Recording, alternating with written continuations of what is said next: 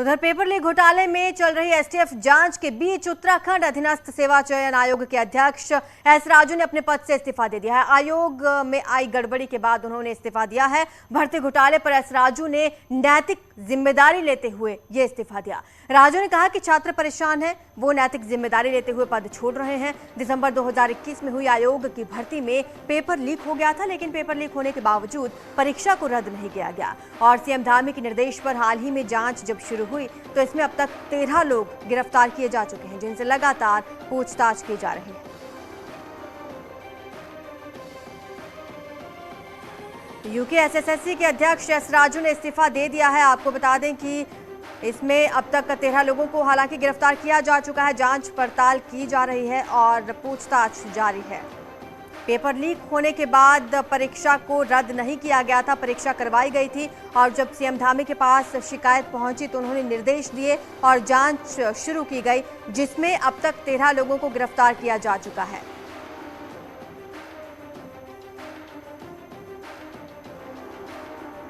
तो उधर उत्तराखंड अधीनस्थ सेवा चयन आयोग के अध्यक्ष एस राजू ने इस्तीफा दिया, साथ ही कई बड़े खुलासे भी किए। एस राजू ने कहा कि वो जानते हैं किसने घोटाला किया है, वो घोटालेबाजों के नाम जानते हैं लेकिन नाम नहीं बताएंगे, पुलिस को अपना काम करने दें। यही नहीं, एस राजू ने यह भी कहा कि कई सफेदपोश लोग इस मामले में शामिल हैं और उनके ऊपर भी दबाव बनाया जाता था। कई बार तो राजनीतिक दबाव भी होता था अपने कैंडिडेट की भर्ती के लिए। अब राजू ने कहा कि लेकिन वो कभी भी इस प्रेशर में नहीं आए। एस राजू ने कहा अभी पुलिस जांच कर रही है, जांच में मामला गंभीर निकलता है तो फिर पूरी परीक्षा को ही रद्द किया जाना चाहिए।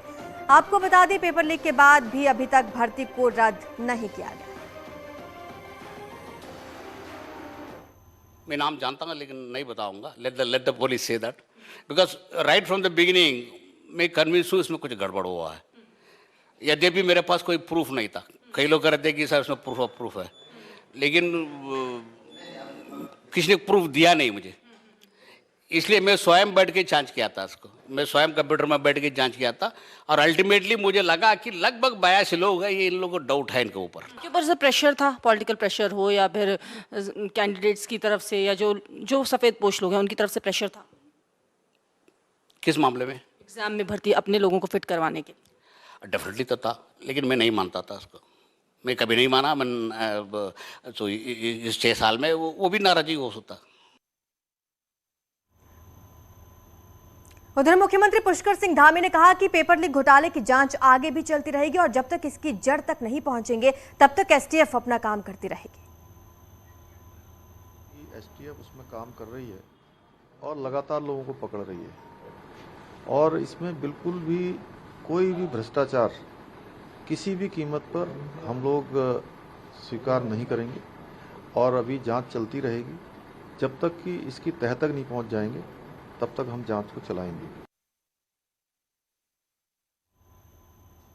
उत्तराखंड में एजुकेशन डिपार्टमेंट ट्रांसफर पॉलिसी में बदलाव के लिए इन दिनों हरियाणा की ट्रांसफर पॉलिसी स्टडी कर रहा है, लेकिन इस पर दिक्कत होने लगी है शिक्षक संगठन को।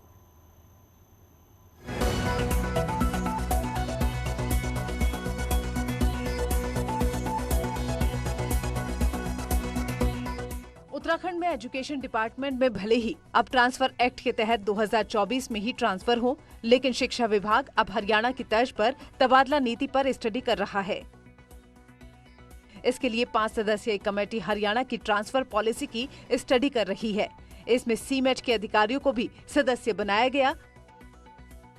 उत्तराखंड में सालों तक ट्रांसफर न हो पाने के कारण जहां कुछ टीचर्स एक ही जगह जमा रहते हैं तो कुछ जुगाड़ के चलते मनचाही जगह पर पोस्टिंग पा जाते हैं।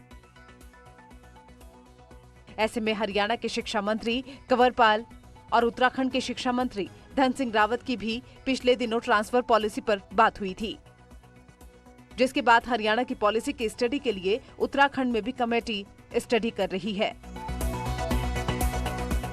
हरियाणा की पॉलिसी में क्या खास? हरियाणा में है ऑनलाइन ट्रांसफर सिस्टम। हर 5 साल में टीचर का ट्रांसफर अनिवार्य, जिसमें टीचर 3 साल के बाद भी अपना ट्रांसफर ले सकते हैं। महिलाओं, तलाकशुदा महिला और उम्र दराज को प्राथमिकता।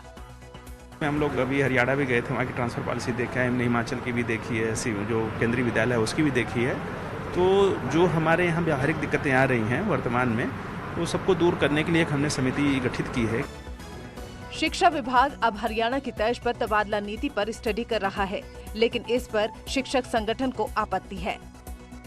एक तो सब कैटेगरीज बननी चाहिए ABCDEF, दूसरे में अंतरमंडलीय का हस्तांतरण इसमें जुड़ने चाहिए, और एक दो और छोटी छोटी चीजें हैं जिसको कि अगर हम इसमें लागू करवा दें तो निश्चित रूप से हमारा एक्ट सबसे बेहतरीन एक्ट होगा।